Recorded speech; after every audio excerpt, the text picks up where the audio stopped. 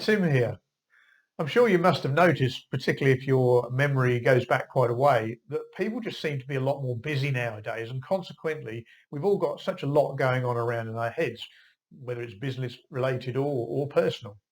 So sometimes, inevitably, our brains are going to get full. It's a bit like the hard drive filling up on your computer, or the processor maxing out. Now, a lot of the time, this stuff we've got in our head, we're not thinking about each individual thing at any one time, but it just can come across as just feeling completely overwhelmed. Now, this isn't a good thing, obviously, because it can cause stress, it can cause negative thinking, and that includes self-criticism as well. And that's never a good thing to have that in our lives. So what I want to introduce to you today is the brain dump. So a brain dump is a way of downloading all this stuff you've got going on into your head onto paper and then dealing with it rationally and objectively. So how often should you do this? Well, for most people, it will just be when you are feeling overwhelmed, and that's certainly what I do. But I have come across people before that do this on a weekly basis, and I've heard of people even doing it on a daily basis. How does it work? What are we going to do? Well, first of all, we're going to grab a pen and a piece of paper. Now, some people will say you can do this on your computer. Yeah, you probably can, but it has been proven that actually writing and actually using pen and paper is better. You want to go somewhere that's quiet and where you're going to be uninterrupted. And what you're going to do is you're going to sit down and you're literally going to list everything that's going on in your head at that time. And I mean everything.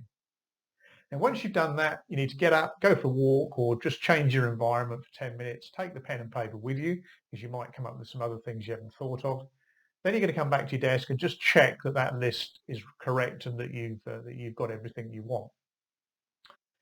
Then you'll end up obviously with a finalised list, and you want to critique it. So go through each point and actually do an honest evaluation. We don't want emotion involved here, and we want to understand, is that actually a real issue that's going on in my head at the moment, or is it just based on a kind of a false belief?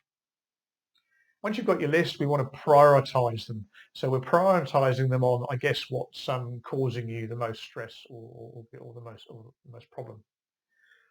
Then we want to identify what are the root causes of what you've written down in your list, because it's likely that your list will probably be symptoms, but not necessarily the actual root cause of the symptom. Once you've done that, we then need to look at creating the solutions. So how are you actually going to fix this problem? What do you need to do? What help do you need? Do you need to talk it over with someone? And then you're going to break those down, those individual bits down, into bite-sized chunks so they're manageable, and that you can actually then put time frames on them and then make them happen. Actually work on what you need to work on to make them happen. So this might sound a little bit fluffy, the brain dump, but it honestly does work, and I've used it myself, and I've used it on numerous occasions with clients. So when you are feeling overwhelmed, just think of this and get that done, and I promise you it will work, and you may be surprised. If I can help with this or anything else, as always, please do get in touch.